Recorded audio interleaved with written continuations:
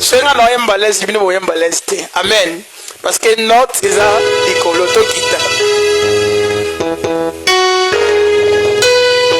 Beta maboko. Beta ne sermonion soza mosikola. Ah.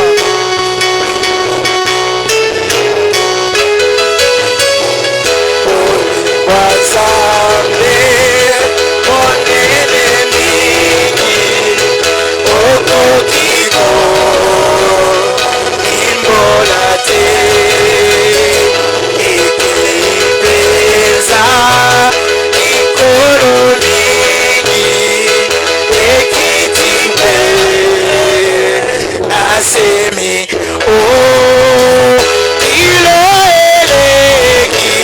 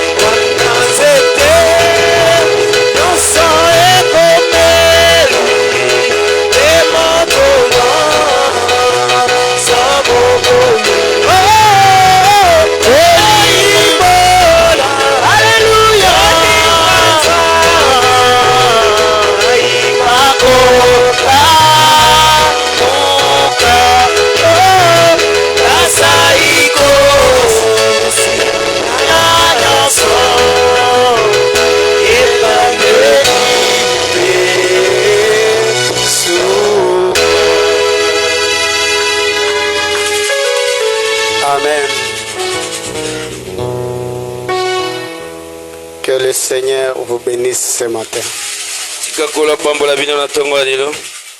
Alors que nous sommes debout, nous allons garder une minute de silence.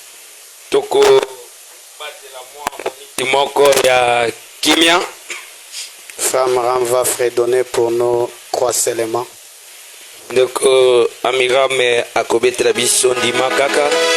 En mémoire de notre précieux frère Billy Paul. Nabokundolaka ufa tobokanisaka ufa ya ndekola biso Billy Paul. Il a traversé de l'autre côté. Akatisi ngabo mosusu. À savoir qu'un jour nous le verrons.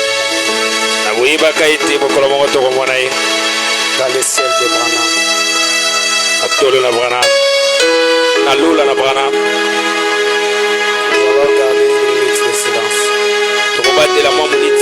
moko ya kimia Avec nos têtes courbées ce matin, faisons révérence. wana bamutu na biso eza ya kogumbama.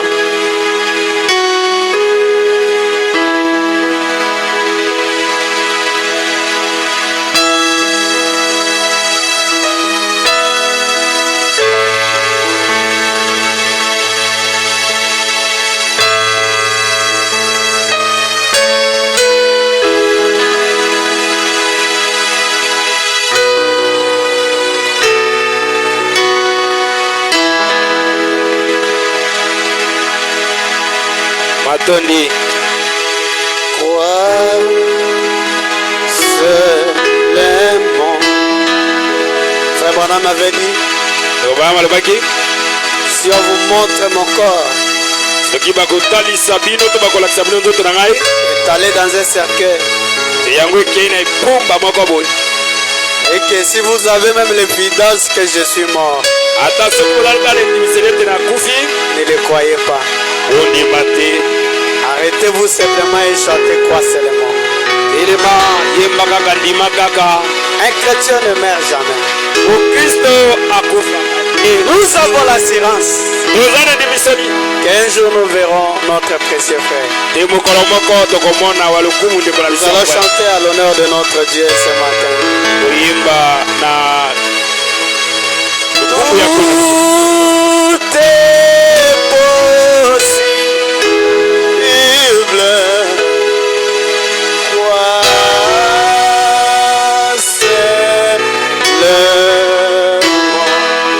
Seigneur, je crois. kolo na ndimi Seigneur, je crois. Oh,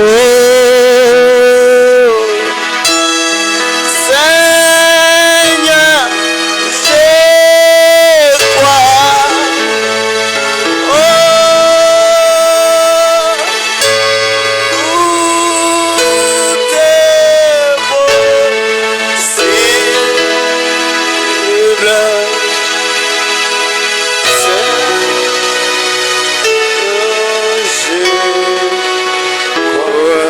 Même pour ton problème ce matin, il faut croire. ata mpona likambo oyo atonga lelo sengo ndima Seigneur, je crois. amen. Oh, Seigneur, je crois. Tout est possible. Tout est possible. Seigneur, je crois. Seigneur, je crois.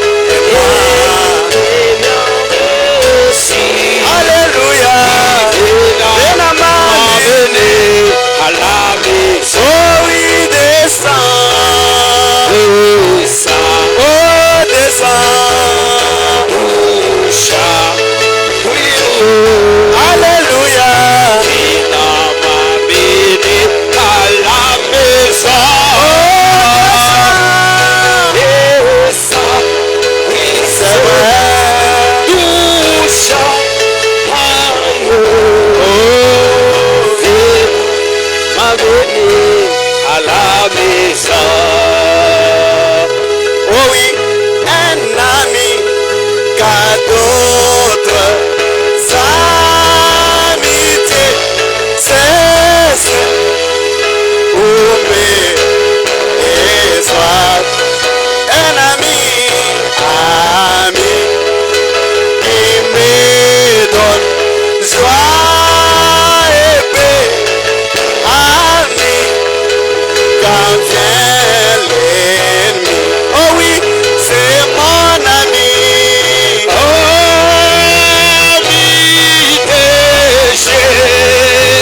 Ami de Jésus.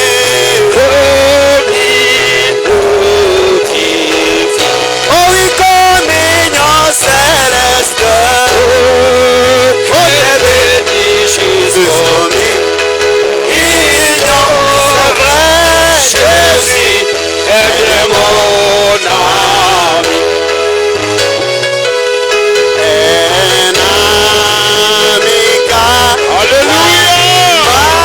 maladie et quand t'approche la mort. Oh oui, ami, quand je passe la vallée, il m'aide de ma chorale. C'est le vrai ami.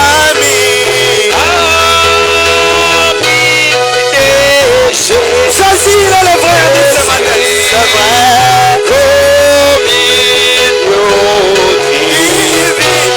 Communion céleste.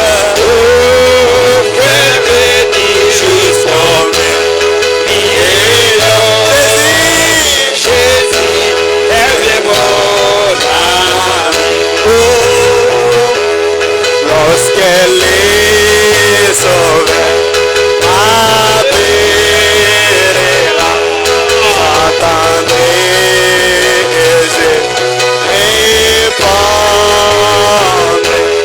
Lorsqu'il m'appelle, je répondrai. Je serai quelque part pour attendre moi. Oh oui, je serai quelque part. Je serai quelque part là pour attendre mon. Oh, je serai quelque part. Je serai quelque part.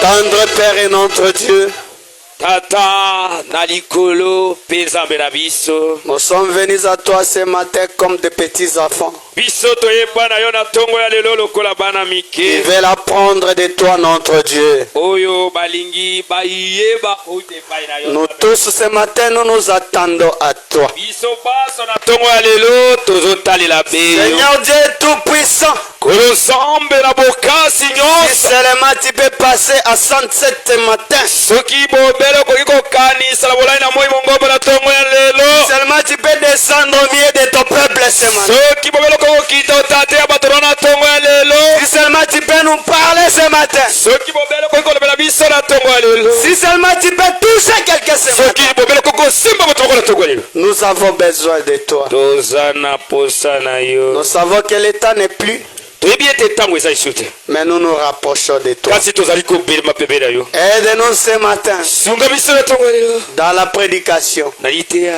dans tout ce qui va se passer. Na nyonso ekoleka. Que cela honore ton nom. Tika ete yango ekomisa kombo na yo. Tout l'œuvre de l'ennemi, Oyo mongo nyonso ya satana.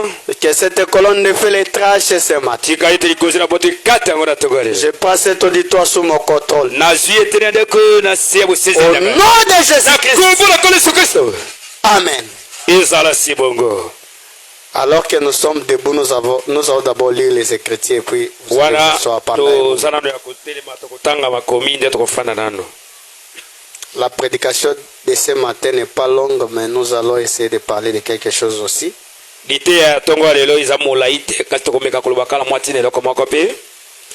On ouvre nos Bibles dans Malachie chapitre 3. tofungola Biblia na biso na mokanda ya Malaki mokapo ya misato au verset 14 à descendant. zela kotanga zo na mine ndeto kita Vous avez dit, vaki c'est en vain que l'on sert Dieu. C'est en vain que l'on sert Dieu. nde elongola ngode basela kanzambe En vain. na nyoso Pamba. pamba nde basela kanzambe.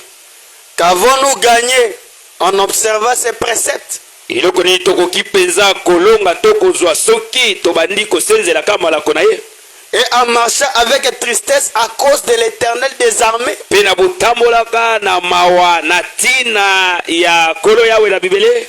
Maintenant, Sasa epi nous estimons heureux les auteurs tozali penza kotala tope komona ete bato na ngambo nde bango baza na esengo. Oui, le méchant prospère.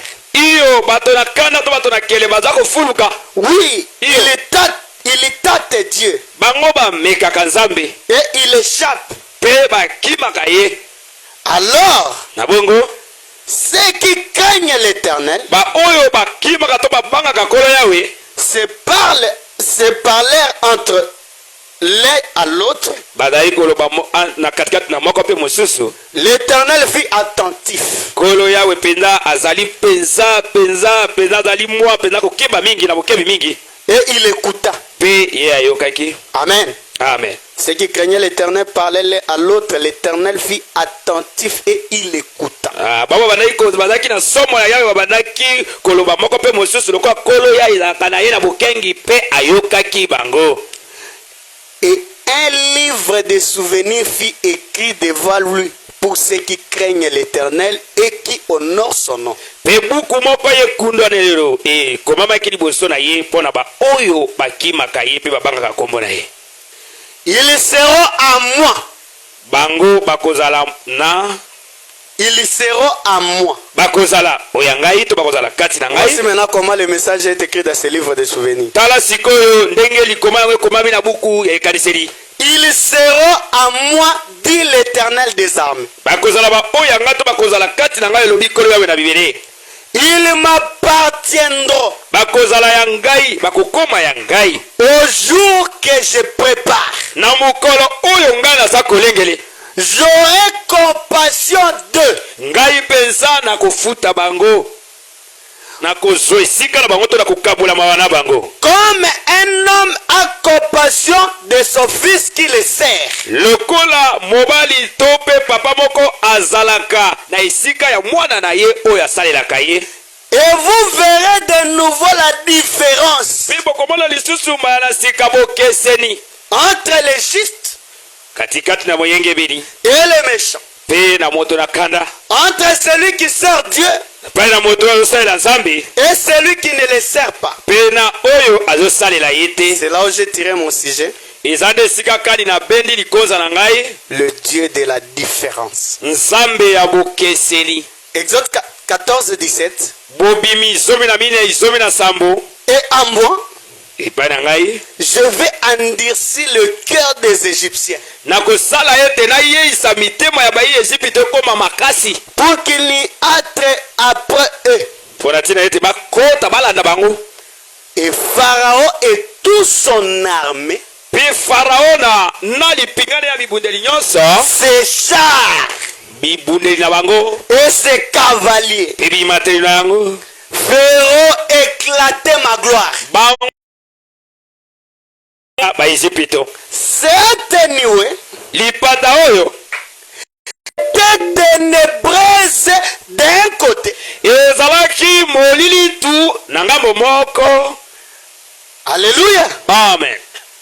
Et de l'autre côté, elle éclairait la nuit. Pe na ngambo mosusu ebandaki kopesa pole na yango. Et les deux camps ne s'approchèrent point l'un de l'autre Pe milako mibale bandaki kobelema kokutana te moko pe mosusu pendant toute la nuit. wana na butu mobimba. Les Égyptiens les poursuivirent, tous les chevaux, les pharaons et ses chars et ses cavaliers entrèrent après eux au milieu de la mer. E bai Egypto na farao na bimatei na punda na ngo nyonso tu balandaki nsima na bango bakoti ti na mbu. À la veille du matin, Wana bayimbai na tongo l'Éternel kolo yawe de la colonne de feu ya likosi na moto et des nuées, mpe ya lipata regarda les Égyptiens na botalaka baegypito et mit en désordre le cas des Égyptiens. mpe atina bulu yeke molako ya baegypito Il ôta les roues de leurs chars.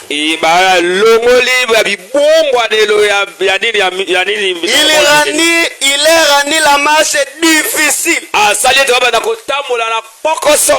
Les Égyptiens dirent alors, baegypito balobi lisusu fuyons devant Israël. tokima liboso ya isalaele Car l'Éternel combat pour lui contre les Égyptiens. po ete kolo yawe azobunda mpo na bango mpenza kotelemela egypito. L'Éternel dit à Moïse, kolo yawe alobeli mose étends ta main tana maboko na yo sur la mer kolo na mbu et les eaux reviendront sur les Égyptiens et sur leurs chars et sur leurs cavaliers. mpe mai ekosala ete emela bango na bibundeli na bango na bimateli na yango. Amen. Amen. Que l'Éternel ajoute la bénédiction à la lecture de sa parole. tika kolo abakisa lipamboli na litangi ya liloba na ye. Nous pouvons d'abord nous asseoir pendant un moment. tokoki nano kofanda mwango moko moke. Je vais faire un bref aperçu sur l'histoire de Billy Paul et puis nous allons entrer dans la prédication. na komeka mwa kosangisa mwa eloko moko na oyo etali lisolo ya Billy Polo nde na nsima tokokota na liteya. La mort de frère Billy, kufa ya ndeko Billy c'est un sujet important pour le message. ezali likonza moko ya motu ya mpona etinda. On ne peut pas le passer inaperçu. tokoki koleka ngo kaka bongo na kimia boye te. Amen. Amen. Il y a la mort de frère Billy, eza na kufa ya ndeko Billy, il y a Israël, eza mpe na Isalaele, il y a la Russie. eza mpe na Risia. Ce sont des événements que nous devons toujours surveiller. ezali bamakambo moko esengi tosenzela yango ntango nyonso. Et vous remarquerez au début de cette année, okokukola ete na ebandeli ya mobu oyo tous les prédicateurs du message, nyonso etinda ils ont fait des calculs. basombi te nye basali bisombi te nye na Même nous bango. tous là, nous avons prêché, nous avons fait des calculs. On avait trouvé que cette année regorge le chiffre 7. nde tomekaki kosala bisombi tina na biso tokende kotala ete mobu oyo yango mpenza ezokende kopenda kokweya na motuya wana sambo. Parce qu'il y a 2023 qui a D2 et 1-3. Si vous additionnez 4 plus 3, ça fait 7. nde komona koto tuku mibale na tuku mibale na misato komona ete eza mibale soki ozwi minei Les prédicateurs en ont trop parlé. batei balobi ebele na ntina yango. C'est l'achèvement, c'est la fin de tes souffrances, c'est ainsi de suite, ainsi de suite. boye na boye. Mais on ne savait pas toyebaki te ce que nous préparions cette année même. oyo ezalaki kolengela biso mobu oyo. Effectivement, cette année 2023, c'est l'année de l'achèvement. pekese mpenza mobu oyo koto yebale na tuku mibale na misato ezali mobu ya kosokisa. À partir de 2018 kobanda na mobu zomi na tuku mibale na zomi na mwambi jusqu'à 2023, ti kokóma na koto yebale na tuku mibale na misato il y a des événements qui se sont passés successivement. eza na makambo oyo eleki elandani. Et arrivé en 2023, il y a des événements qui se sont accomplis de plus en plus très clairs. na bokomaka na mobu koto yebale na tuku mibale na misato eza na makambo oyo ekokisami na polele mpenza esi koleka. Amen. Amen. En 2022, nous avons vu la COVID-19. na mobu koto yebale na tuku mibale na mibale tomonaki covid zomi na libwa. Alors que Jérémie en a parlé dans la Bible. nzoka nde yilimi alobaki yango na bibilia. Et frère Branham aussi en a parlé. ndeko bama epe alobaki na ntina yango. Il a dit on vous forcera à mettre des masques. abi bakotindika bino botia bizipele ozozipa zolo na monoko. Les gens seront forcés même d'entrer dans des caves. bato bakokende ntina batangi. Mais ce n'est pas ça la solution. nzoka nde yango nde eyano te. Est-ce que c'est la vérité? na bongo eza bosolo. Jusqu'aujourd'hui, la solution pour COVID-19 n'existe pas. ti lelo mpenza eyano ya solo mpenza mpo na covid zomi na libwa eza te. Vous voyez comment ce micro-là dérange. Et ça aussi, ça dérange. omona ndenge eloko oyo ezoloba ezokatana. Et arrivé à 2023, na bokomaka na mobu koto yibale na tuku mibale misato nous verrons qu'il y a beaucoup de zéros. tokomona esu te mabungutulu eza nzike. Des zéros. Bilombe. babundi Ouais, dans la foi. kati na kondima Ils ont quitté ce monde. bango lisusu batiki mokili oyo. Amen. Amen. Et subitement, Na mbala kaka boye vers la fin de l'année, kokende kolandaka suka la mobu alors qu'en Israël, il y a des bombardements, nzoka nde kuna na Isalaele misinga ezobeta kuna il y a des guerres, il y a des troubles. bitumba kuna mobulubulu yekekoti De l'autre côté, na mopanzi oyo Frère Bill est parti. ndeko bili mpe akatisi. On ne peut pas laisser ça comme ça. Tokotika on mpe boye te. Les gens se sont beaucoup focalisés sur l'histoire de Los Angeles. Bato mingi bake kuna kaka na likambo ya Los Angeles kuna kokozinda. Alors que l'horloge pour l'épouse c'est Israël. Nzoka nde sa penza mpo na mwasi libala Isalaele. Et l'histoire de Los Angeles, Lisolo ya mboka oyo etongama likolo ya mai wana. Frère Branham a prêché à Los Angeles un certain 29 avril 1965. Ndeko Branham atiaki na mboka wana na mobu koto yoko na kaba libwana tuku motoba na mitano. Le sponsor de la campagne c'était Frère Demos Chakaria. Moto oyo afulaki ebopalangati sango wana ezalaki ndeko ataki kombo na ye wana. Et Frère Demos Chakaria était là. Ndeko Shakaria azalaki wana. Il regardait même les cartes de prière. Abanaki kotala ata ba mikana oyo ba kabula kabato po bonde na bango. Tout le monde qui venait que Frère Branham ne voyait même pas ces cartes-là. Moto nyoso bandaki koyande ko ba bandeko mona taba lokasa wana te. Tout ce que la personne a écrit sur la carte de la prière, Frère Branham parlait de ça comme ça. Oyo nyoso moto na komaki yango likola lokasa ndeko ba bandelo ba tira yango boye. Et Frère Demos Chakaria dit, il n'a jamais trouvé du mensonge même à aucune. Ndeko Devosi Shakaria lobi ete atikala komona ta lokuta na moko te. Et curieusement, alors que Frère Branham voulait prier pour la sœur Florence Chakaria, Na bokamwa kandenge ndeko Branham ngaki abondele na ndeko Florence Shakaria. l'ange lui a dit, Moi je le bilier cette maladie, bokonoyo ce cancer, eza mongoto. va la conduire à la mort. Mongoto wane komema eti na kufa. Amen. Amen. Va la conduire à la mort. Et komema ye na liwa. Et Frère Branham a dit, ainsi dit le Seigneur. Ndeko Branham lobi kolo. Billy Paul était avec Frère Branham. Billy Paul pe azalaki na ndeko Branham. Billy Paul, le copain de Frère Branham. Billy Oh, il y a pas de Paul copain. Frère Branham pensa. appelle Billy Paul son copain. Ndeko Branham penza to benga ete ya zaki penza moto ya ye penza ke bazaka kasika moko. Moninga na ye. Moninga na ye penza camarade na ye. Billy Paul a écouté. Billy Paul ayoki. Et Billy Paul savait qu'à Frère Branham dit ainsi dit le Seigneur, c'est vraiment ainsi dit le Seigneur. Billy Paul ba na koyeba ete soki ndeko Branham alobi oyo lobi kolo eli kolo ba ya solo ke zaka ko lobi kolo. Alors, Na bongo après la prédication sur le choix d'une épouse, c'est parce que cette prédication est prêchée là-bas ce même jour-là. sima na lite ya wana boponi ya mwasi libala nde na sima na ngo lite ya wana nde teyamaki kuna. Parce que dans cette même prédication, Frère Branham a répété aussi Los Angeles, tu seras englouti. Nde na sima ya lite yango wana nde ndeko Branham ayaki kozongela ete. Dans cette même prédication, Kaka na lite yango wana ndeko Branham ayaki kozongela ete. il a dit comme Capernaum se retrouve au fond de la mer, Los Angeles se retrouvera au fond de la mer. Lokola Capernaum eza na se ya mbu mboka pe tongami likolo na mayo ekokuta na pe likolo ya mbu. Et il a répété encore, ainsi dit le Seigneur. À la fin de la prédication, Sukalitea Sœur Flora Chakaria viendra chanter. ndeko Florence Shakaria koya koyemba. Et il y avait l'onction dans la salle. Epakwa ezalaki nete na ndako wana. Un imitateur du christianisme s'est levé. Momekoli moko ya Kristo atelemi pe. Ainsi dit le Seigneur. Oyo lobi kolo Sœur Florence, ndeko Florence tu ne mourras jamais. okokufa te. Dieu t'a guéri. Nzambe abikisi yo. Oh, Oh, Billy Paul était troublé. Billy Paul azwi mobulu. Mais comment ainsi dit le Seigneur Ndenge nini oyo lobi kolo kota papa la ngawa. vient contredire un autre ainsi dit le Seigneur. Eye lisusu kotelemela esidi Seigneur koto kuna. Alors que Frère Branham avait donné même l'air de la mort de la sœur Florence. Nzoka nende ko Branham apesaki ata ngonga oyo ndeko Florence akufa. Frère Branham a dit entre 3h et 4h. Abi na katikati ya ngonga ya misato ya tongo to ya mine ya tongo.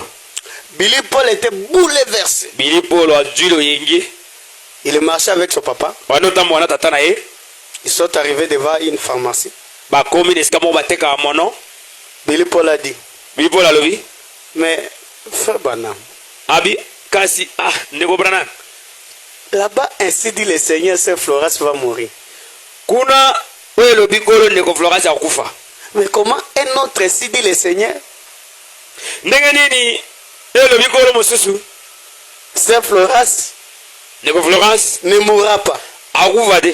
Frère Branham a répété encore. Ndeko Branham azongeli lisusu. Ainsi dit le... Il a commencé d'abord à demander à Billy. Abandi nano liboso kotuna Billy Paul. Regardez comment il a demandé à Billy. Tala ndenge ya tuni Billy Paul. Il a dit. Abi. Où sommes-nous en ce moment? Nangongo toza bina no wapi. Nangongo. Billy Paul répondra. Ndeko Billy Paul na boyandolaka en Californie. Toza na Californie. Frère Branham lui a demandé, il a dit, ndeko Branham atuni bi sois encore plus précis. Ndimi sama lisu koleka o ndenge na lobai kuna. Lobango pena na bo siki esika tozali. Lobango pena siki esika toza. Billy Paul a dit à Los Angeles. Billy Paul alobi na mboka etongama likolo ya mai.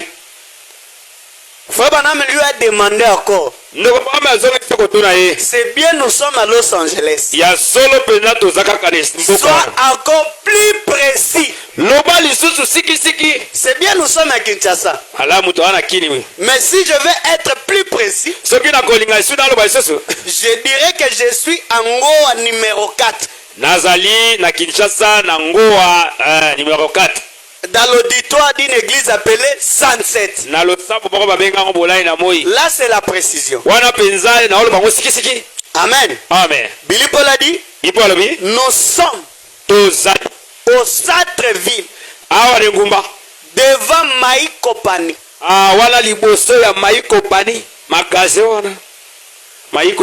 Frère Branham répond. Il dit, le même Dieu qui m'a dit que Florence allait mourir m'a dit de te dire, il se peut que je n'y sois plus, que tu ne seras pas un vieux homme avant que le requin nage où tu te tiens aujourd'hui. Et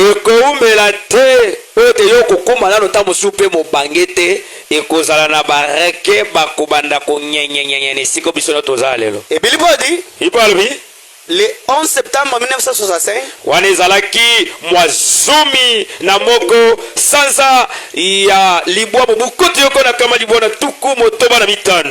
Branham fut informé que Florence venait de mourir.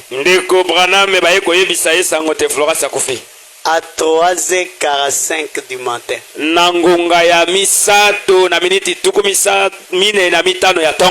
Ça, voilà. Je voulais vous montrer qu'il y a un don de prophétie. Et il y a un prophète. Quand le prophète parle, la chose doit nécessairement arriver. Dieu est censé honorer son serviteur.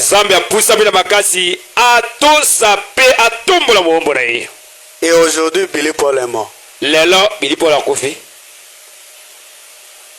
La Californie est encore là. Et quand nous recourons à l'histoire,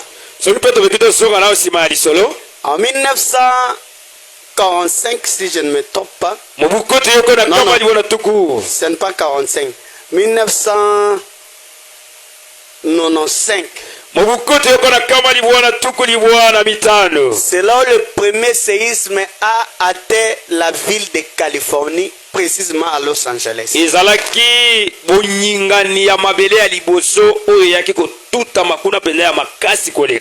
le mot anglais que Frère Branham avait employé a parlé clairement.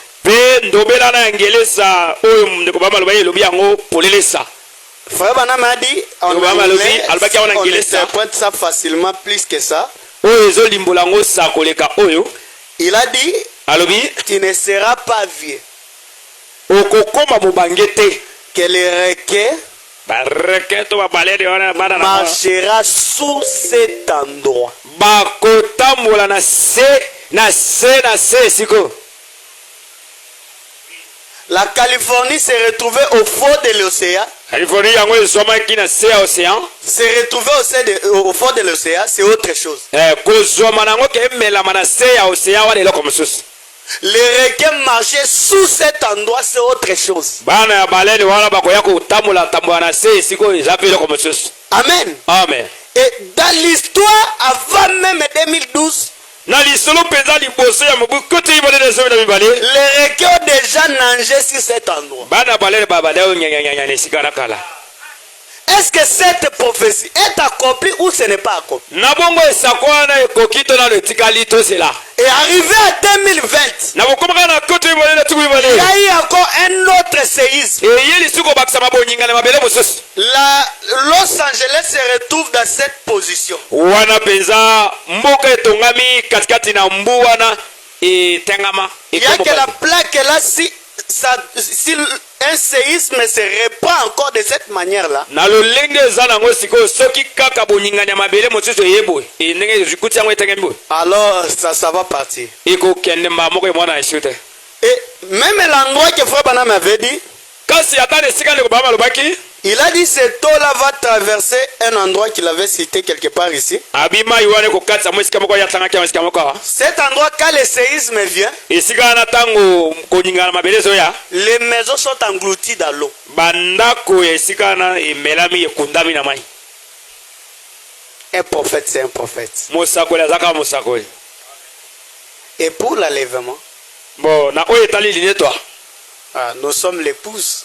biso toza mwasi libala On ne peut pas nous répéter même des petites choses. tokoki mpenza te tozongisa mwa makambo so mwa bana mikiana L'enlèvement, inetwa selon le type des gens, kokokana mpenza na elilingi ya bato Yohani, elilingi ya yohani nous sommes déjà enlevés. biso tosili tonetwa na biso kala.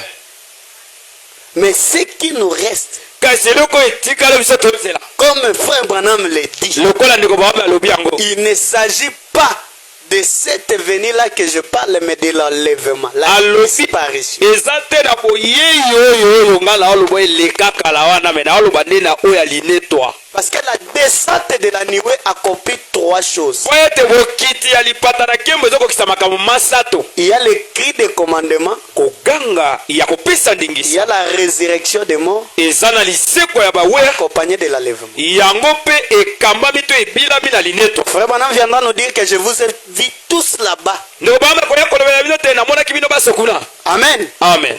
Mais pourtant, toi, tu n'étais pas à Jeffersonville à ce jour-là. nzoka nde yo mpe kuna na Tu Jeffersonville okoma te n'étais pas okoma sur pe te cette mountain ce jour-là. ozalaki mpe na bolai na moi ngomba kuna te mokolo wana. Amen. Amen. Et mpe quand vous voyez les événements arriver, ntango bozali komona makambo mana kokoma c'est le temps pour toi ezali nde ntango mpo na yo de préparer ta lampe. obanda kolengela mpenza mwinda na yo. Fini les distractions. kobulunganisa makanisi oyo esili. Nous allons lire une chose vite avant que nous passons. totanga eloko moko na bango biso toleka Les signes elimbo prêchés le 1er novembre 1963. yango eteyamaki mwa liboso sanza ya libwa Paragraphe 211. eteyamaki mwa liboso sanza ya libwa mobukoto yoko na kama libwa na tuku motoba na misato. Frère Branham dit, obanga lobi le peuple s'est rassemblé à Goshen. bato babandaki kosangana na Goshen. Il était prêt. bazalaki pene Il savait que bayebaki ete quelque chose allait se produire. eloko moko esengelaki ekokisama. Ils étaient juste comme point. bazalaki kpekese lokola ameli maloba. Prenez par exemple zwandakisa les canards. o libata Quand il vient le moment de migrer, ntango ekomaka ngonga oyo ya kokima o mai eyaka wana ils partent ensemble, bango bakendeke esika moko tous en même temps. bango nyonso bakendeke na ngonga moko. Quand les abeilles tango banzoi et tout s'apprête à partir, bango nyonso babilengeleke mpo bakende il y a un instinct qui les attire.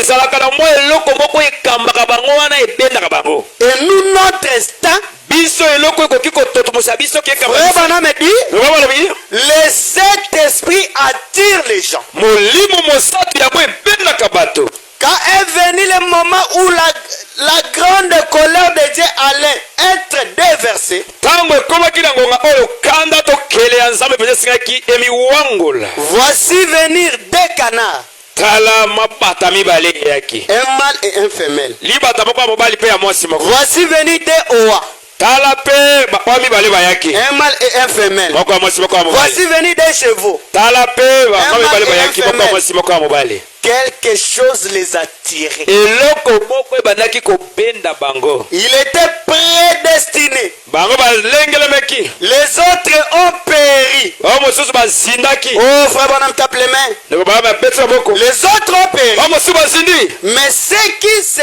tenaient attirés entre eux baoyo batelemaki komiwelana komibendana et savaient que l'arche avait été préparée. bango bayebaki ete lisuwa esilaki kolengeleme Amen. amen Nous aussi, l'arche est préparée. biso mpe lisuwa elengelemi Laissez les distractions. totika kobolinganisa makanisi S'il y a un moment que tu dois devenir très sérieux avec Dieu, c'est bien le moment. soki eza na ngonga moko kokokoma mpenza sembo mpenza L'enlèvement peut arriver d'un moment à l'autre. line tokokoma na ngonga moko mpe mosusu Frère Branham nous a dit, observez la Russie, surveillez le roi du Nord. ndeko mbrana bayebisi biso bobanda kosenzela kuna na isia mpe otala Vous mokonzi voyez, quand la Russie a essayé de menacer l'Ukraine ici, tout le monde était mal à l'aise. bomoni ndenge risi amekaki kobundisa ukraine Le monde entier, même les histoires ont augmenté les montants. mokili mobimba ekeleki ya Les baopina carburants, il y a la hausse des prix et tout. eloko oyo epesaka epelisa tukutuku emataki makambo nyonso Parce que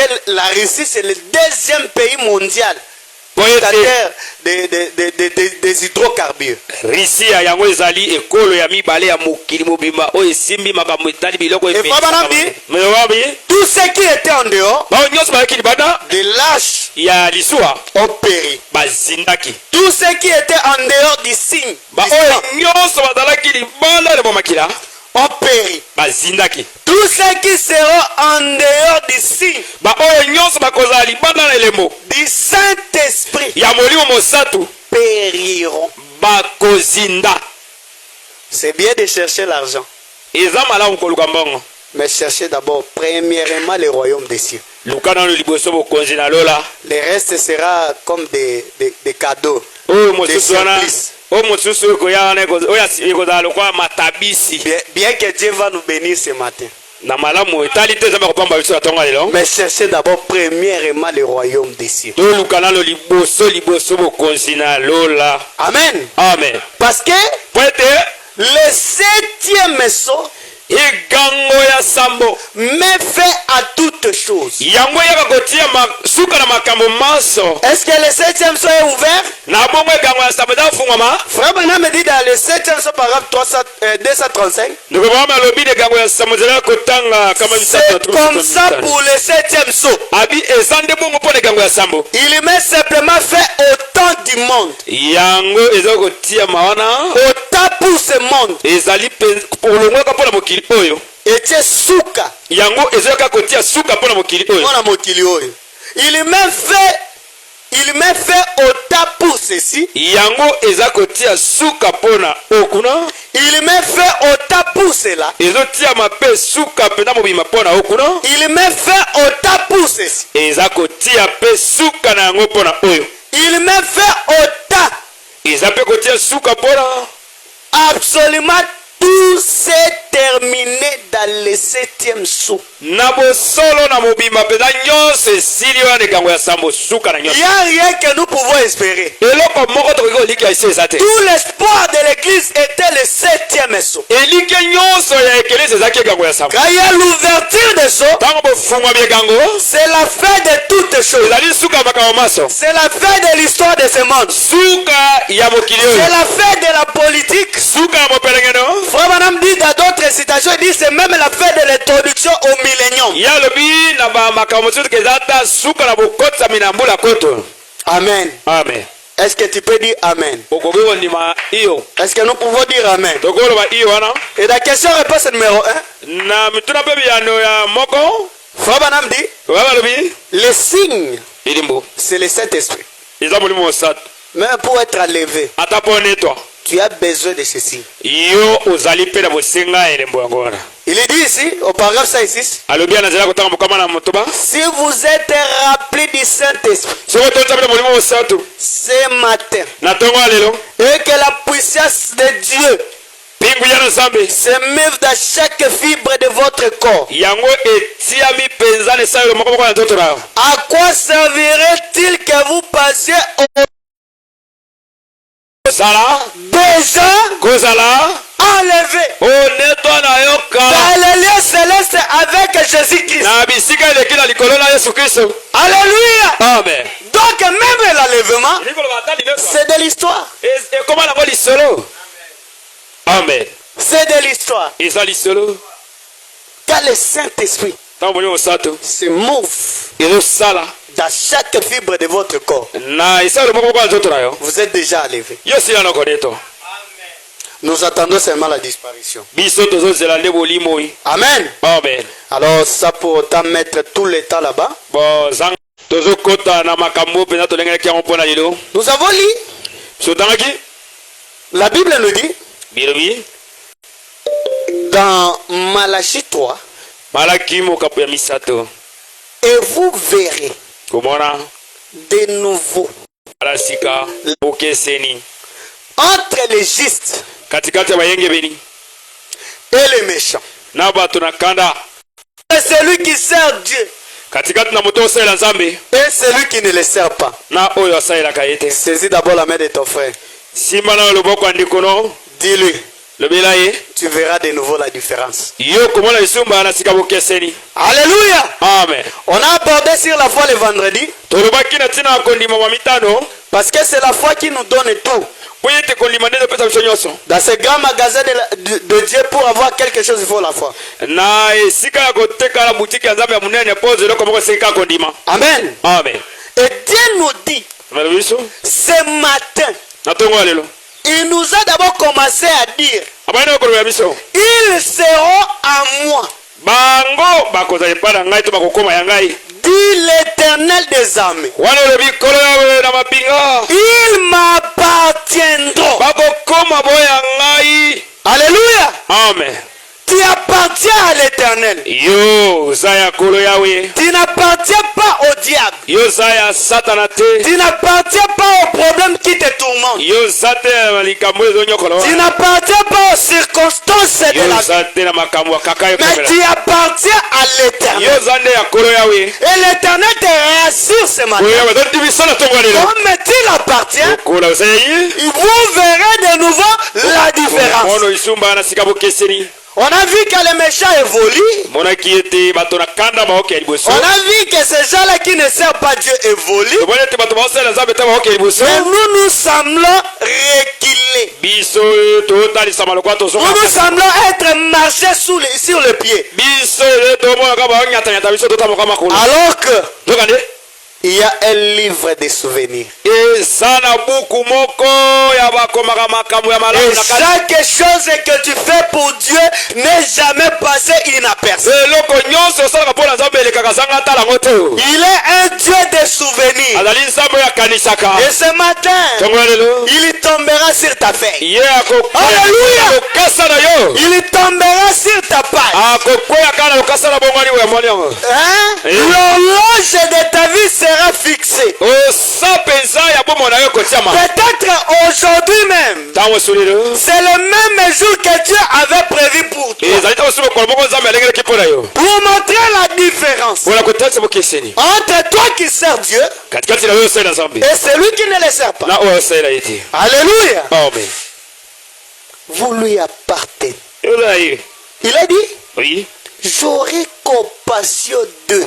nakoyokabolama na bango Oh, ça c'est vraiment important. wana mpenza eza na motuya J'aurai compassion. nakokabolama na bango Compassion. nakokabolama na bango J'aurai compassion. compassion. nakokabola mawana bango. L'Éternel a compassion de toi. Kolo yawe ayoka o mawa pe okabola na yo. C'est un Dieu qui partage nos douleurs. Ezali nzambe oyo akabolaka pokoso na biso nda akabola na Quand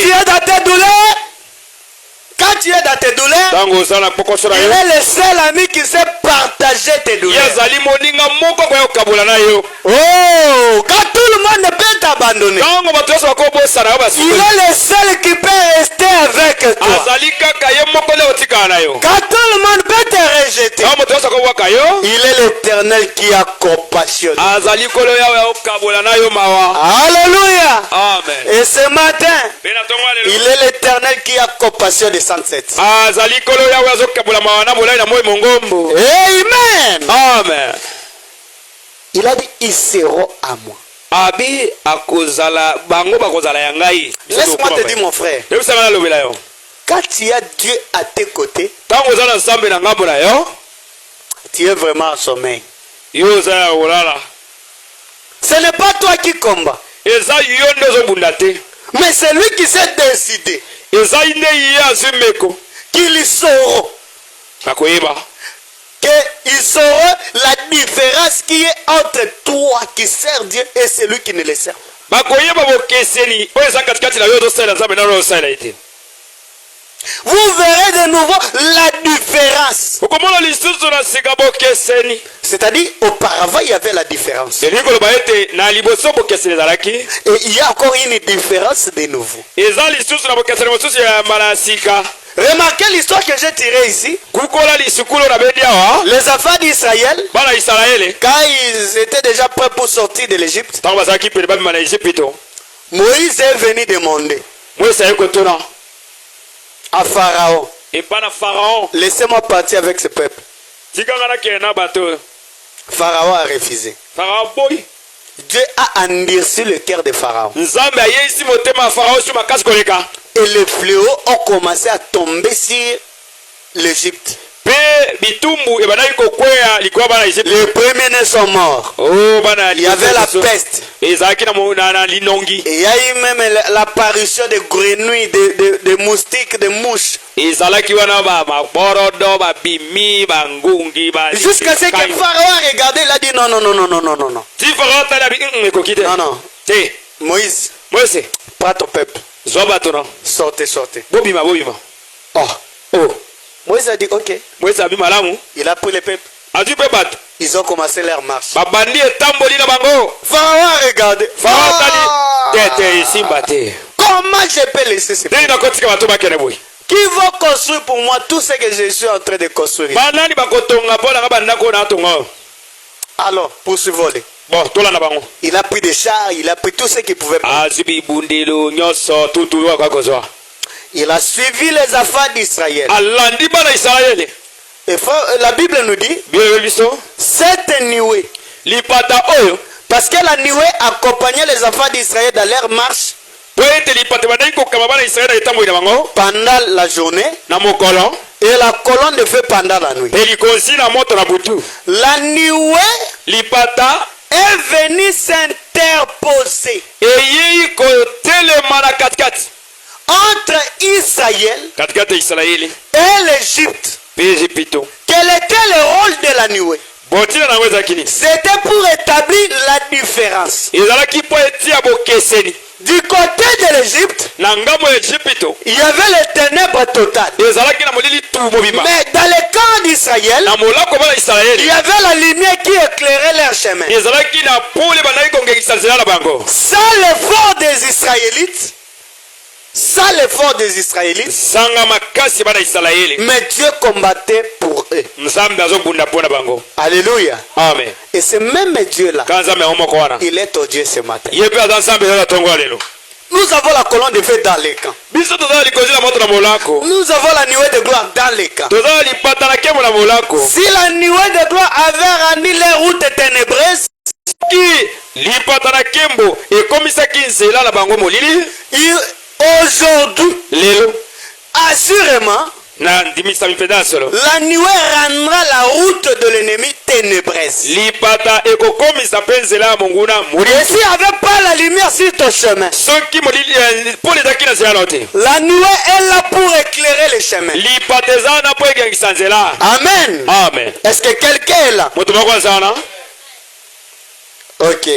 malamu Moïse, mon grand serviteur, mwezi mosali monene prêché le 22 janvier 1955. yango eteyamaki mwa 22 sanza ya liboso mobuko toko na Vrai bana medi. mitano ndeko baba lobi Et quand mpe ntango les incirconcis baoyo bazanga kokata mangenga ont tâté prétendant être quelque chose alors qu'ils n'étaient rien, bango bamekaki na bowelaka kozala eloko moko nzokani bakomaki eloko wana te quand ils se sont mis à faire la même chose, ntango bango batiamaki po basalaka eloko yango moko Dieu les a simplement confondus. nzambe akeka na bowaso abulunganisi bango Il a enlevé les roues à leur char. ye akei alongoli ebongwanelo na eloko na bango bazali kosala te etambola Il a effrayé leurs chameaux.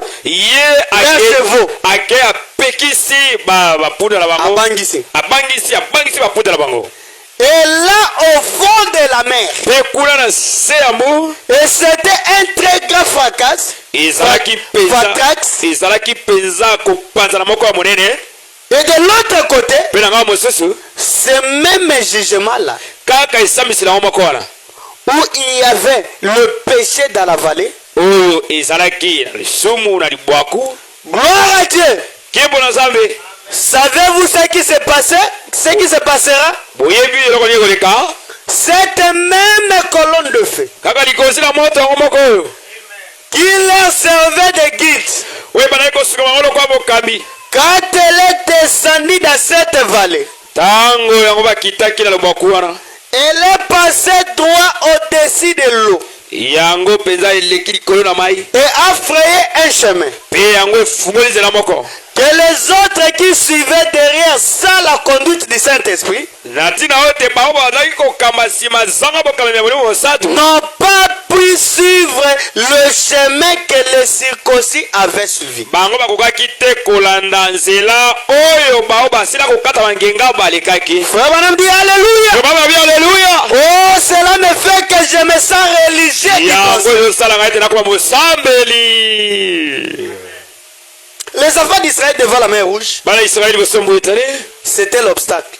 ezalaki epekiseli Là derrière, na nsima ya bango il y a des chars qui venaient à toute vitesse. kuna makalo ya bibundeli kuna ezoya na mbangu Les enfants d'Israël n'avaient rien pour se défendre. bana israeli balaki eloko ya komibunda nango te Devant eux, la mer Rouge. liboso na bango mbu etani Alors qu'ils étaient en train de tituber là, wana babanda ondimandima wana les autres ont même dit à Moïse, Moïse, babeli mwese il y mwese avait des sépulcres en Égypte. malite ezangaki te kuna egypte Il fallait nous laisser mourir là-bas. otika biso tokufa kuna Pourquoi tu nous as amenés ici? pole boyebi biso Alléluia. amen Moïse a dit, mwese alobi restez à place. botikala kaka bisika na bino Alléluia. amen Et regardez la délivrance. botala kokangolama L'Éternel combattra pour vous. kolo yawe akobunda mpo na bino Alléluia. amen Même si tu étais dans des troubles ce matin, ata so ozalaki kata mobulu ntongo je yo te demande simplement de rester à place. nazosenga yo kaka ozala na esika na yo En restant à place, c'est-à-dire accrocher ta foi avec ce message. na botikalaka na esika eza te tokanga kondima Et si tu accroches ta foi avec ce message, c'est la différence. okangisi kondima na yo mpenza na etinda Il y oyo aura vraiment la différence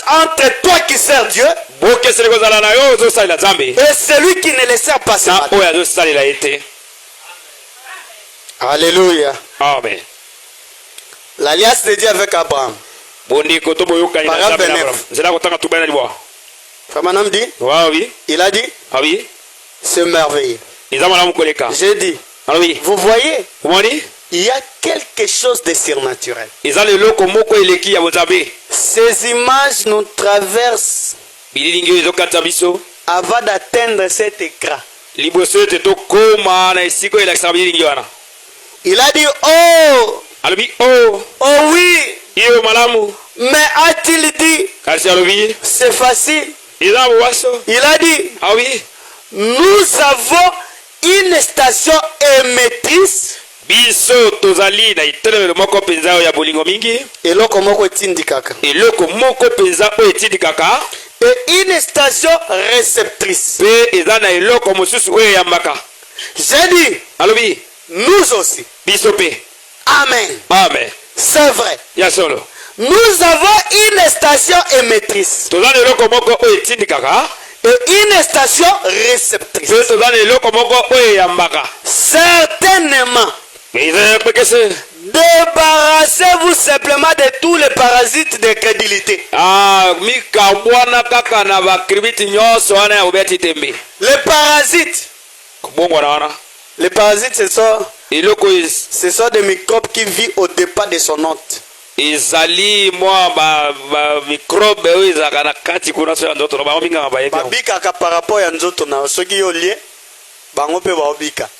eza Mokufi, mokolobe oyo eza soki olei bango mpe Yeba. babiki soki okufi mokolobe yango esa esu te et tous ces parasites-là, mpe bamokolobe nyonso wana les parasites, les plans spirituels, bamikolobe oyo etali makambo ya molimo c'est l'incrédulité. yani obeti tembe.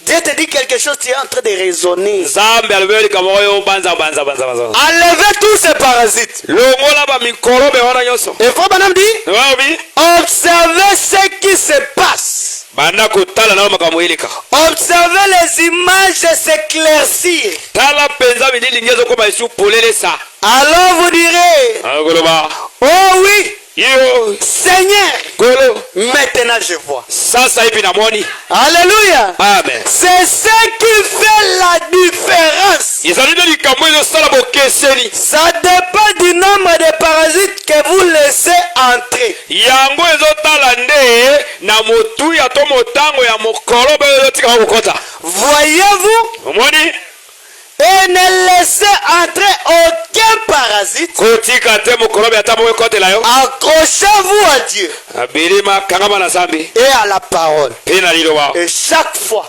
bana nyonso Dieu le fera accomplir de suite. nzambe akokokisa yango na nsima. Dieu nous a promis de merveilleuses choses, nzambe alakeli biso makambo ya kitoko koleka de merveilleuses promesses.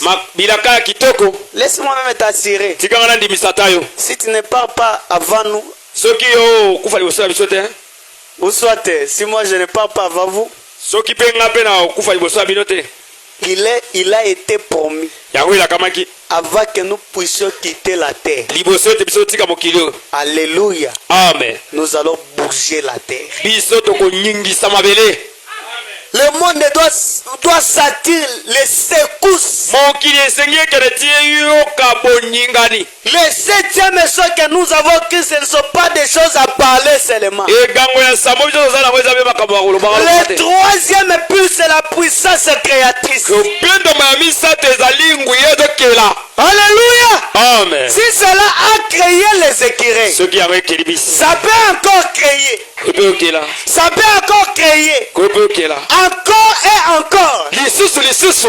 Dieu peut faire encore et encore. nzambe akoki lisusu kosala. S'il avait créé les soki écureuils, asalaki misele pour toi, si ce n'est pas les écureuils, il peut créer l'emploi. mpo na yo soki asali misele te akosala mosala. Pour toi, il peut créer même des circonstances pour que tu sois simplement béni. mpo na yo akokela ata libaku moko mpo opambola. Parce qu'il y a la promesse qui nous sont attachées. oyo eza na bilaka moko Avant de quitter la terre, sotika mokili oyo nous allons bouger. tokonyingisa. Et Dieu va montrer la différence nzambe akotalisa bokeseni entre toi qui sers Dieu katikati na yo azosala et nzambe celui qui ne le na sert oyo pas. azosalela ye te. Parce que dans son livre, po ete na buku na ye il a un livre de aza na souvenirs. buku moko ekaniseli Et tout ce que tu fais pour lui, oyo tosala mpo na ye ça se retrouve dans ce livre-là. yango eswami na buku wana.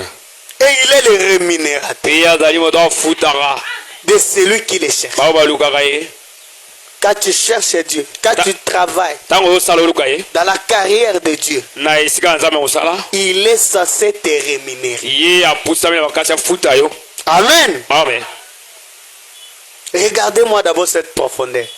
otala nano ngai mpenza na bozito oyo. Frère Banama parlait même de la profondeur de la mer rouge. ndeko baamaki auti alobi ata bozindo ya etima wana ya mai ya Il a dit la etali. profondeur était de 70 mètres. abi bozindo nango ezalaki mapeko wana tuku sambo na mibale. qui pouvait croire que Dieu pouvait créer les chemins dans la mer? Parce que les circonstances étaient devenues compliquées. Et quand des problèmes deviennent compliqués, ces problèmes-là savent que nous avons aussi un Dieu compliqué. Parce que notre Dieu ne regarde même pas les chemins. Mais malheur à celui qui se tient sur le chemin de Dieu. Quand quelqu'un est appelé de Dieu, Dieu a commissionné quelqu'un. Il lui a donné une promesse. Toi, tu viens faire l'obstacle. Pharaon, tu seras englouti au fond de la mer. Les 70 mètres de la mer Rouge t'attendent. Alléluia. Amen. Je sais que nous n'avons pas fait obstacle. Nous n'avons pas fait obstacle à ce message. Et comme nous sommes derrière la commission, Dieu est censé combattre à notre côté. Les enfants d'Israël n'ont pas demandé à Dieu, oh Dieu, venez combattre pour nous. Non. Dieu les a choisis comme ça. Alléluia. Amen. Comme il les avait déjà choisis, il savait que je dois arriver avec ce peuple jusqu'au bout. Coûte que coûte, j'arriverai. Alléluia. Amen. Même en boitant. Même en boitant, j'arriverai. Je préfère arriver même en boitant. Mais que de ne pas arriver. Alléluia. Amen. Voyons quelque chose à Dieu dévoilé. Paragraphe 122. Fabanam dit, pourquoi ce réveil qui se poursuit à ce moment? Comment peut-il avoir du succès? Comment peut-il être béni? Peu importe le nombre d'imitations qui en sont sortis. Et à quoi d'autre? Ça n'est pas. Quand Moïse est sorti, un mélange de gens de toute espèce se sont sortis avec lui. Mais c'est fait que le but, c'est Jéhovah lui-même qui ôte le voile. Si sur Dieu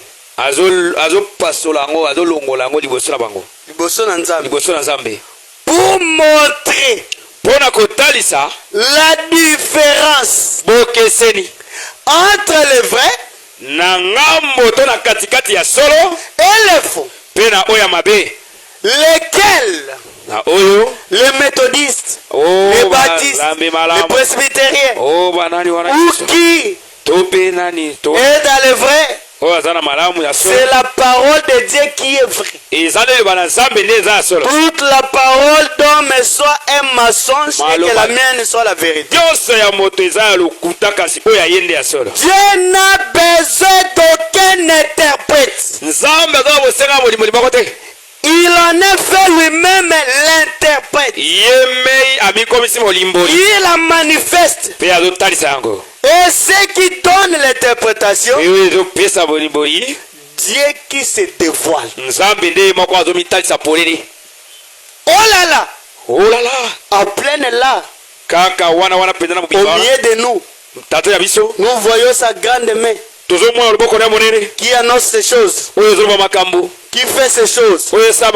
J'ai quelque chose à dire là-dessus ce soir, ce matin. Voyez-vous, sur la façon de surveiller la main de Dieu. Ce qu'il fait, comment il se dévoile. Voyez, et les gens disent, oh c'était sacé, c'est du fanatisme, ça ne vaut rien. C'est un essacé, c'est un Belzébuth, c'est un démon, c'est de la divination. Ceci, voyez-vous, la même chose que ce qu'il avait dit de lui. Oh l'église, si on les laisse sortir de cette bande, de cette bande, bande tozoloba abima kuna. Alléluia. Amen. Si on les laisse sortir de cette bande, ne pouvez-vous pas voir, ministre de l'évangile, à quel moment vous vivez? Ne pouvez-vous pas voir l'heure où nous sommes? Dieu qui montre qu'il est. Alléluia. Qui met de côté. Regardez ce voile du temple. Déchiré en deux. Pour qu'il puisse voir Dieu. Exposé au regard de tous. Il était trop aveugle pour le voir. Il a fait la même chose aujourd'hui. Alléluia. Amen. Ces gens-là, ils étaient aveugles. Alors que Jésus faisait les miracles, alors que Jésus parlait, guérissait les malades et tout. Ils étaient aveugles pour voir. Les rideaux des tables déchirés. Pour qu'ils puissent voir Dieu. Ils étaient seulement aveugles. Et Frère Branham dit, c'est la même chose qui se répète aujourd'hui. C'est Dieu lui-même qui se dévoile parmi le peuple. Et les gens restent aveugles. Amen. Amen. Parce que aujourd'hui, parmi les mystères qui sont révélés, le 7e mystère, c'est la restauration de la divinité qui est restaurée dans l'homme. Pour que quand c'est que promesse de la parole en plein devant vous, exposé au regard de tous, et les gens sont avec. C'est-à-dire quand nous voyons la présence de Dieu dans un prophète parmi nous, c'est la fin. S'il y avait des souffrances, c'est la fin. S'il y avait des maladies, c'est la fin. Alléluia. Amen. Les enfants d'Israël, ils étaient tellement embrouillés, ils étaient tellement encombrés des services des Égyptiens. Mais quand ils ont vu Moïse venir,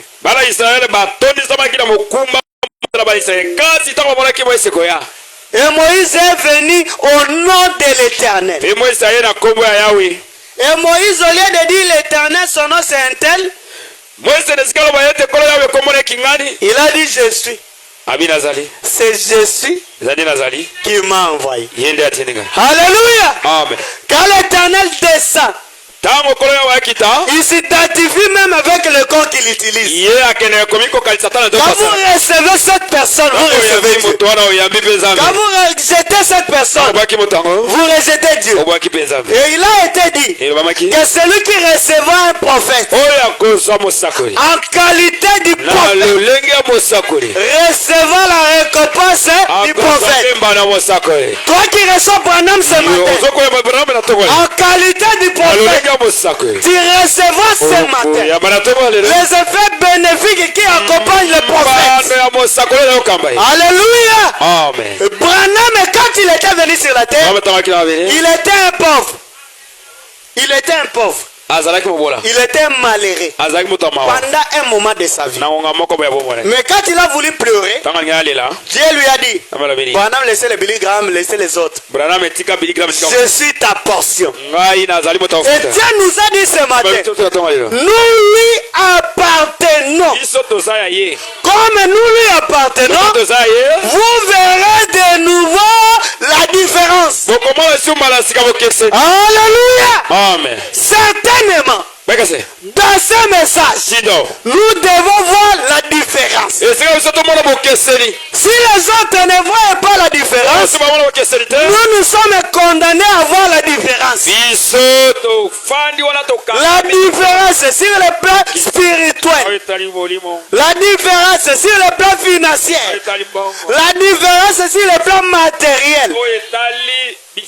Dans tous les domaines de la vie, Dieu doit établir la différence.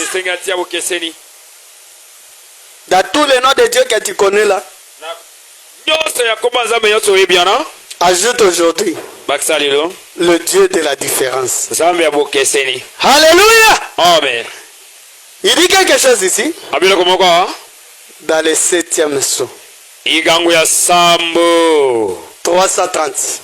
Frère Branham dit, oh, vous ne voulez pas que je puisse lire. Frère Branham dit, le royaume de Dieu vient.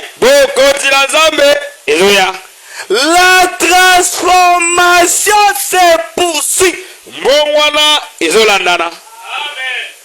Toi, la transformation ne se poursuit pas dans ta vie. Toi là qui n'acceptes pas, la transformation dans ta vie ne se poursuit pas. Frère Branham dit, le royaume de Dieu vient. La transformation se poursuit. Est-ce que je peux attendre un amen? Est-ce que je peux attendre un amen? Un amen est très fort. Quand tu dis amen, la transformation entre dans ta vie. Alléluia. La transformation doit se poursuivre. Si tu avais 1000 francs aujourd'hui, à cause de la différence, la transformation se poursuit. Frère Branham dit, de plus en plus. Tu peux dire à ton ami, la transformation se poursuit. De plus en plus.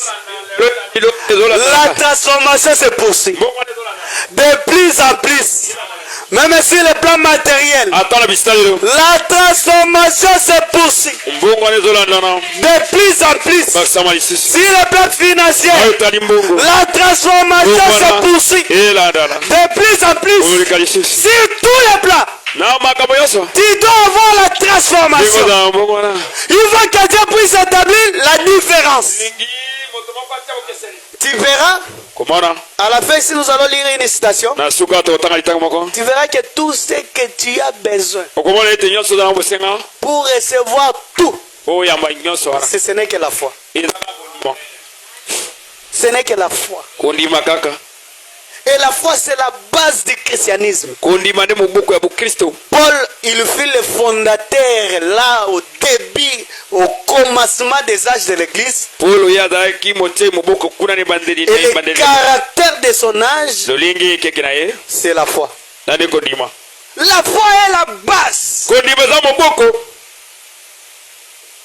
La transformation se poursuit. De plus en plus. Frère Branham dit, du négatif au positif. Qui était négatif ce matin? Qui était négatif ce matin? Dis à ton ami. Toi qui était négatif. La transformation se poursuit. Du négatif au positif. Devenez positif. Il dit, comme cela a été le cas. Oh, les gens ne devaient pas s'achoper.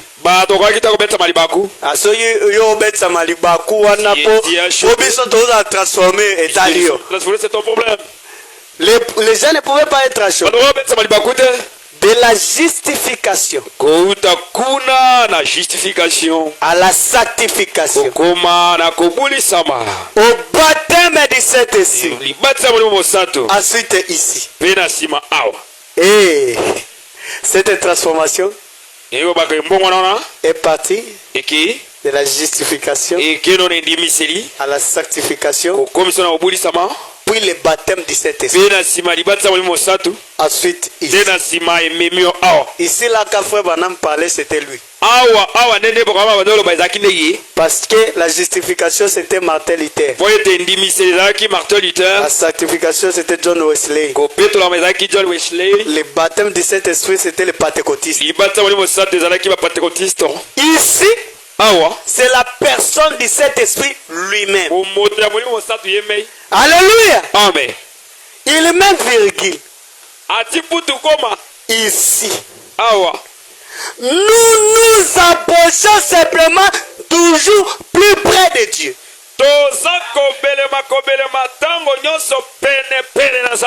Alléluia. Nous nous approchons de Dieu. La transformation se poursuit. Nous nous approchons de Dieu. De plus en plus. C'est-à-dire, si tu venais à l'église, venez encore. Parce que la transformation se poursuit de plus en plus. Et quand tu ne viens pas, c'est que la transformation régresse. Alors que nous parlons de la transformation qui se poursuit. Amen. Et il dit, nous nous approchons de Dieu. Si vous voulez avoir quelque chose, il faut s'approcher de Dieu. Amen. Ah, sans cette zone au village. Oh, place Babano, c'est la micro moi à Tombale. Oh, à lobby. Là où vous utilisez les micros, tu parles, tu donnes encore. Appelle Simoninga. Amen. Ça fait quoi? Ça marche pas?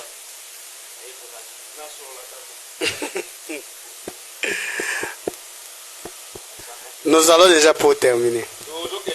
Je vous avais dit que je ne serais pas là. Et maintenant ça, j'aimerais que tu puisses recevoir ça comme un aigle. Parce que ça, c'est ce qui va te donner quelque chose ce matin. Alléluia. Est-ce que tu es prêt? J'aimerais que tu puisses appuyer chaque mot ici par un amen. Dans ta famille, prêchez le 8 août 1961.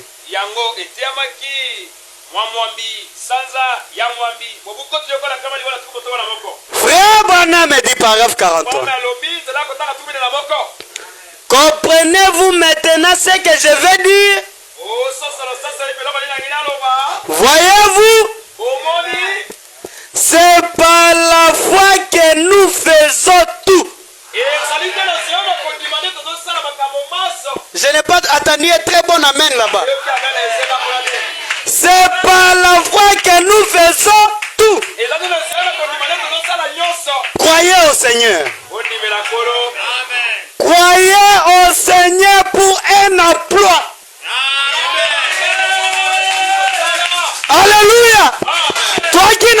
d'emploi. Ce matin, croyez au Seigneur pour un emploi. Et si tu crois réellement ce matin, recevez ton emploi. Amen. Amen. Il a dit, croyez au Seigneur pour qu'il vous donne la femme qu'il vous faut. Les célibataires, c'est par la foi que nous recevons tout. Ici, moi aussi, je dis Amen. Croyez au Seigneur pour qu'il vous donne la femme qu'il vous faut. Amen. Alléluia. Il continue. Croyez au Seigneur pour qu'il vous donne un mari que vous devrez épouser. Alléluia.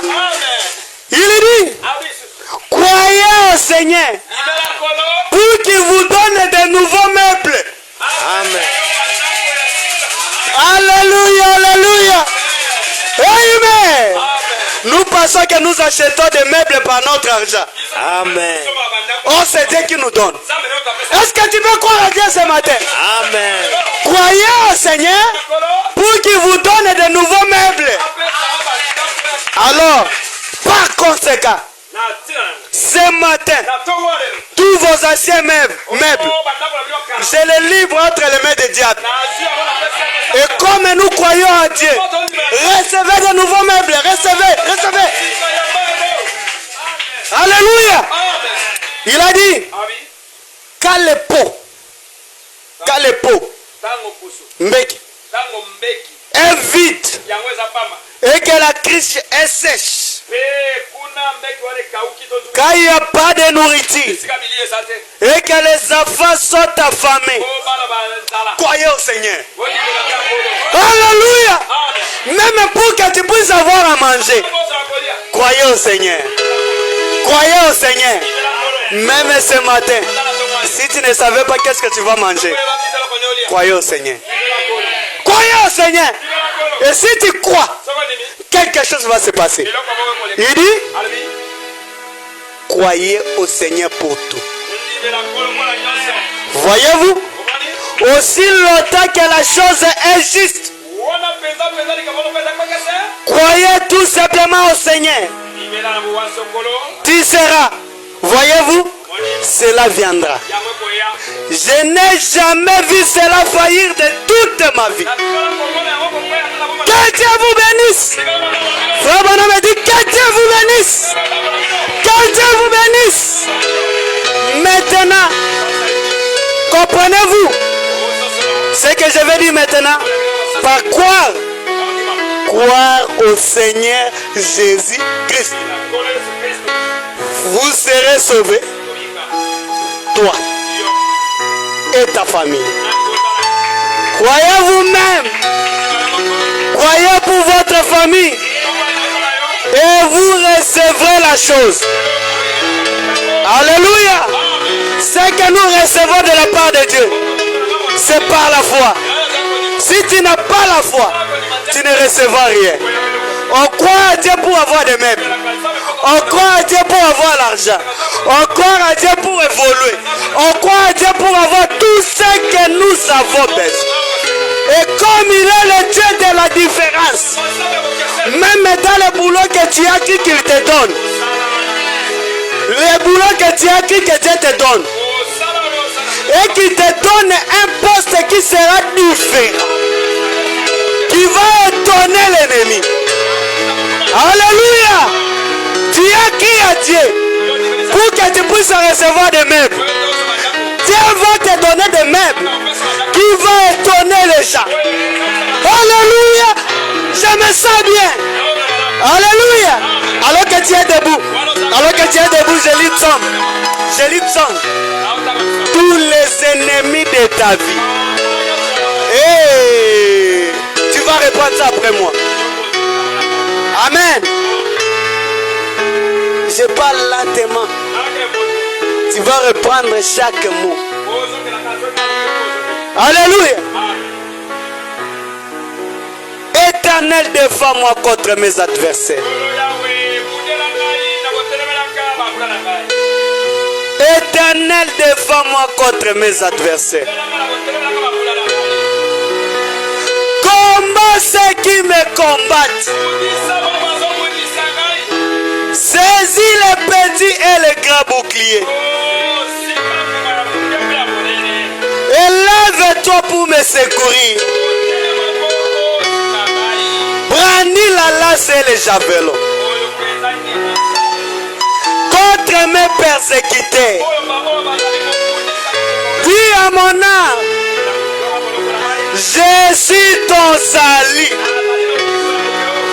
Qu'il soit hanté et confus. Ceux qui avaient ma vie. Alléluia. Qu'il recule et rougisse.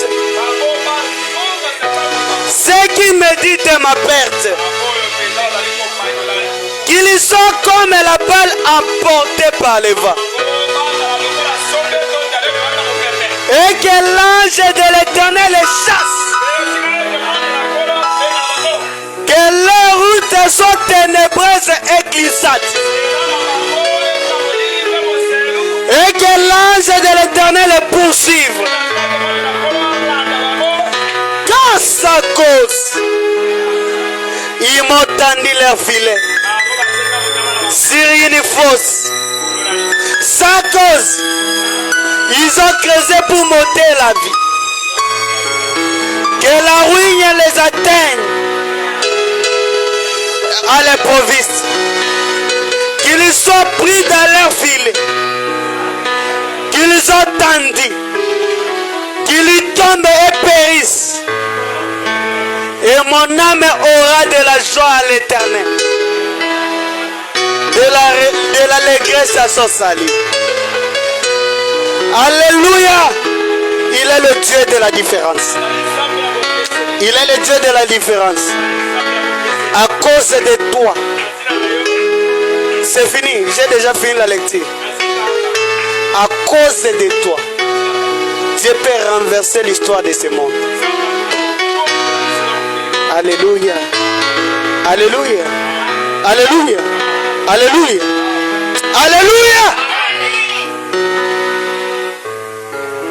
L'Éternel les rendra ôtés.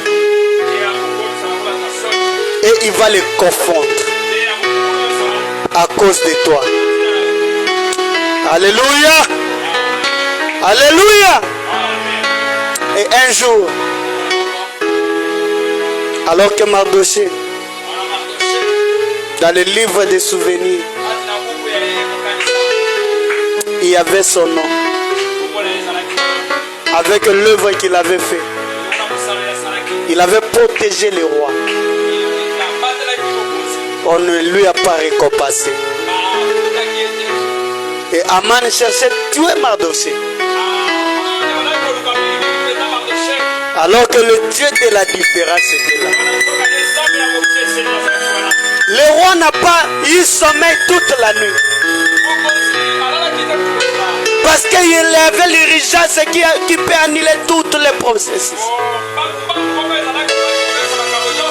Le roi a dit, apportez-moi le livre des annales. Il est tombé sur la page de Mardoché. Il a dit, quel genre de distinction vous avez donné à cet homme? Quelque chose de valeur qui est différent de tous les autres que vous avez donné à Mardoché. On a dit, Mardoché n'a jamais été récompensé. Qui est à la porte? C'est Aman. Aman. Oh Aman. Qu'est-ce que je dois faire à l'homme que je veux honorer? Aman a dit, oh, qui d'autre le roi veut honorer? Qui d'autre le roi va honorer si ce n'est pas moi? Il a dit, donnez-lui les javelots du roi. Les javelots du roi. Donnez-lui les chevaux, les habits du roi. Et qu'un homme très élevé de la vie soit devant lui. Et qu'il puisse dire, voici l'homme que le roi veut honorer. Alléluia. Les habits du roi, il t'a donné. Les habits du roi, c'est la divinité. Les javelots du roi, c'est la puissance. Et ce jour-là, pendant sur la montagne, en revenant, il était monté Branham.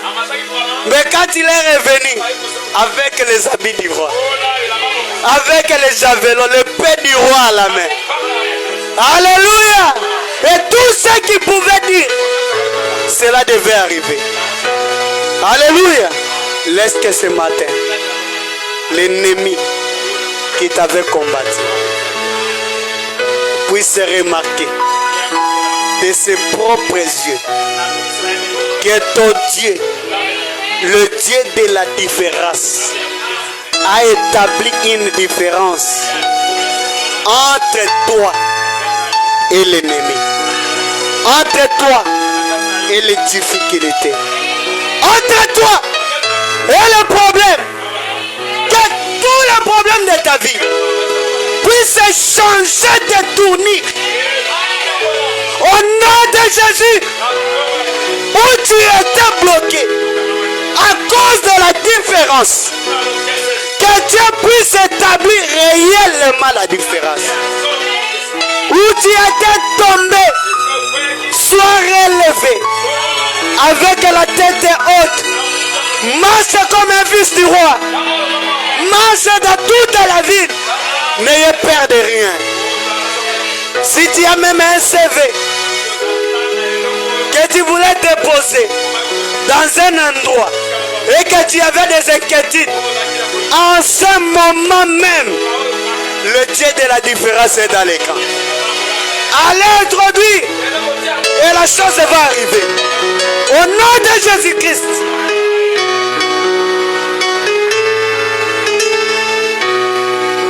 Que Dieu bénisse.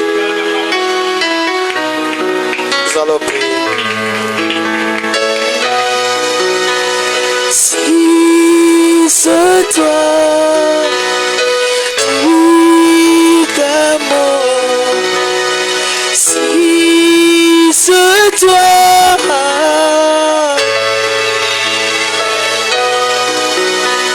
si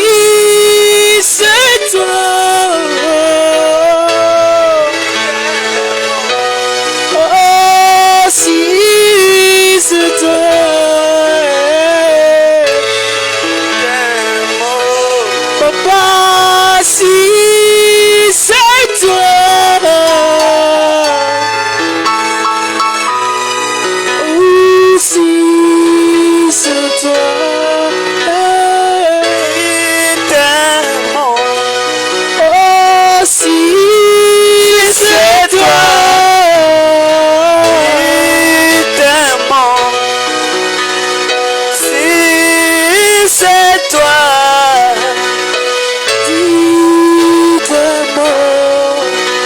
Marcherai et même l'eau deviendra du ciment. Si tu le dis dans mes problèmes, je me lèverai, je marcherai. Si c'est toi, oh d'amour, si c'est toi, papa.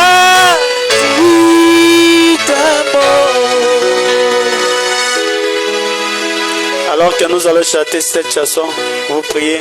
Tout le monde, levez-vous. On ne prie pas à s'asseoir. Levez-vous là où vous êtes et priez Dieu. On ne se moque pas de Dieu.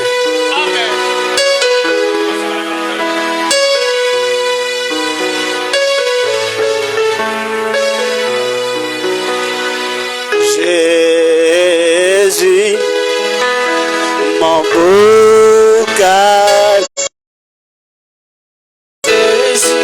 Jésus, mon beau gars. Oh oh, le salut de mon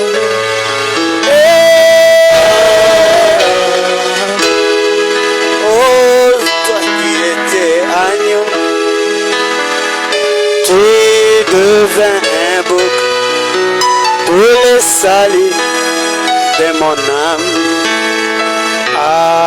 Amen. Toi qui étais élevé, oh, tu devins le plus bas pour le salut de mon âme. Chante Jésus, oh Jésus, Jésus, Jésus, oh, le salut de mon âme.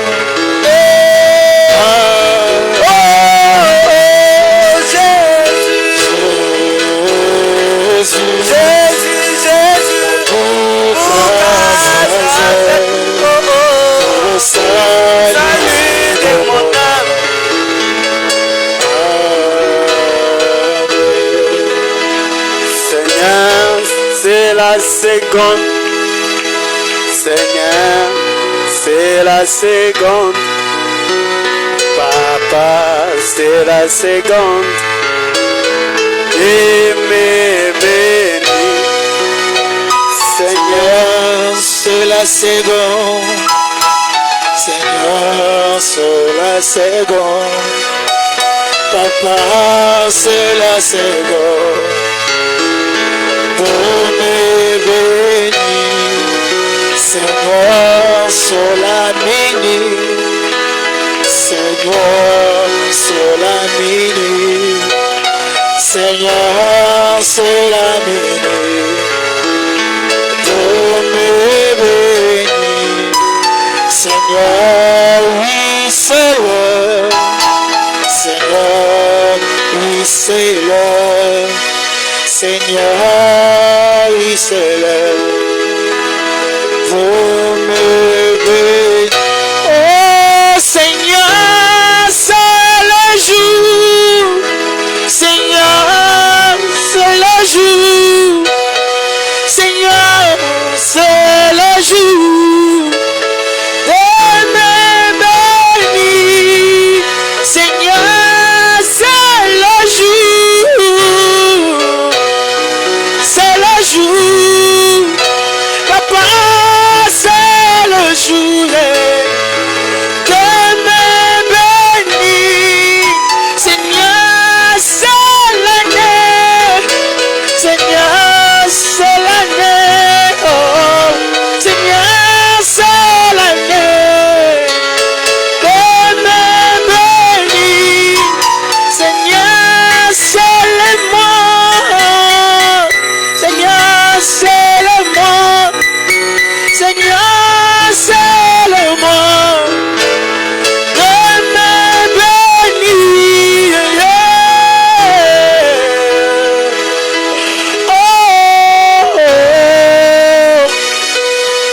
oh, oh.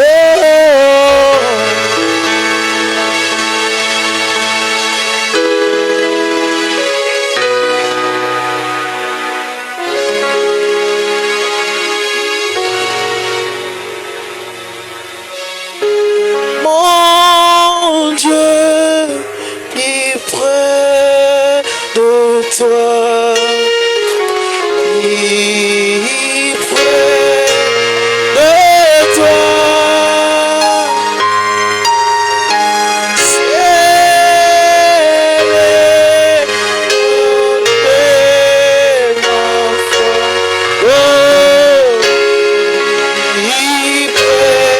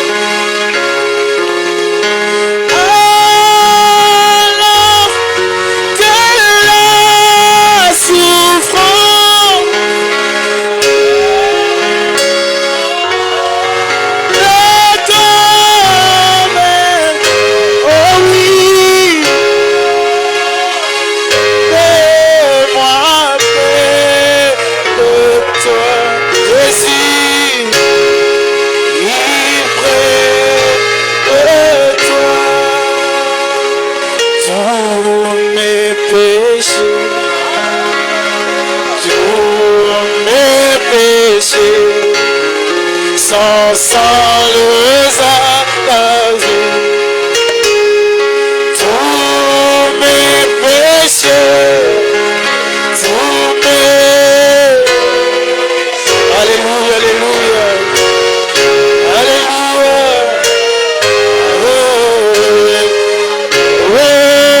Tous mes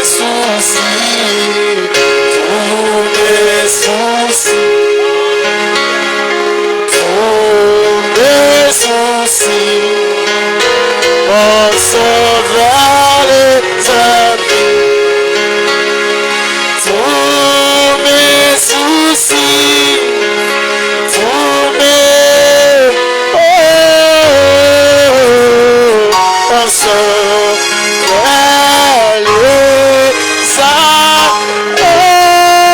c'est à la croix. C'est à la croix, c'est à... Oh, mon c'est à c'est à la croix, c'est à...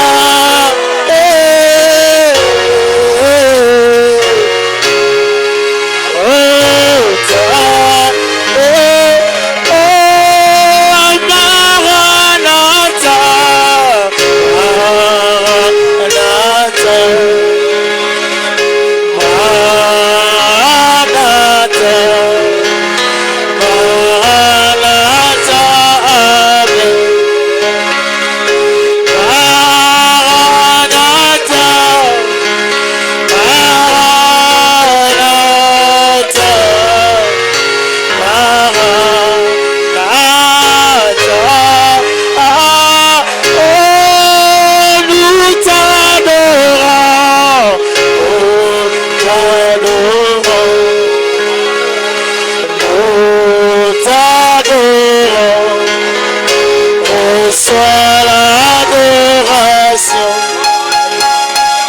nous t'adorons, nous t'adorons, reçois l'adoration,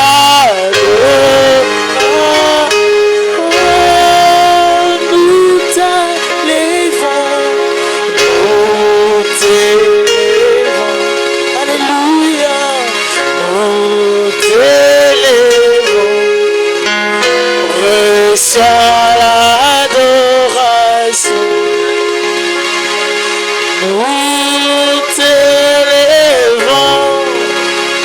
nous t'élèvons, reçois l'adoration. À l'heure que nous sommes maintenant, l'ange du Seigneur t'a fait de mouvoir dans cette salle. Et si tu peux le sentir à côté de toi, il est maintenant dans la salle. Et si tu es malade de quoi,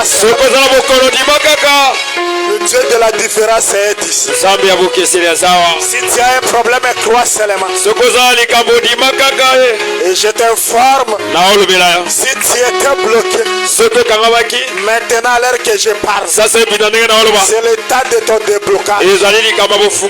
À l'heure que je te parle, si ton argent était quelque part, je suis en train d'appeler ton argent. À l'heure que je parle, si ton nom était effacé à la liste, tu dois avoir un travail. À l'heure que je parle, c'est le temps de la restauration. Je te demande simplement de croire. Je te demande simplement de croire. Touche seulement l'endroit où tu es malade. Touche seulement. Sois guéri.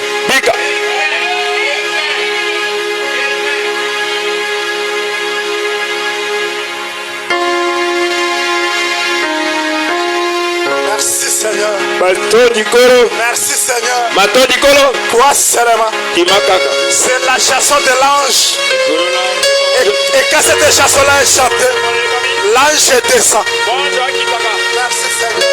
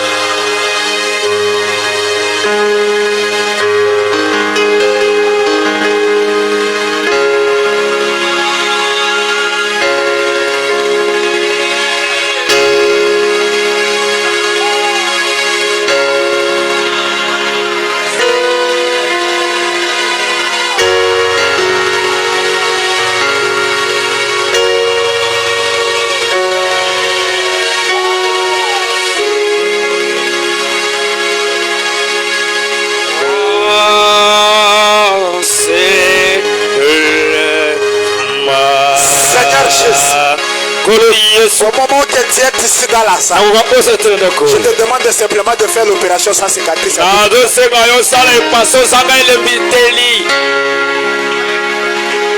Les maladies qui ont beaucoup duré, que cela soit parti maintenant.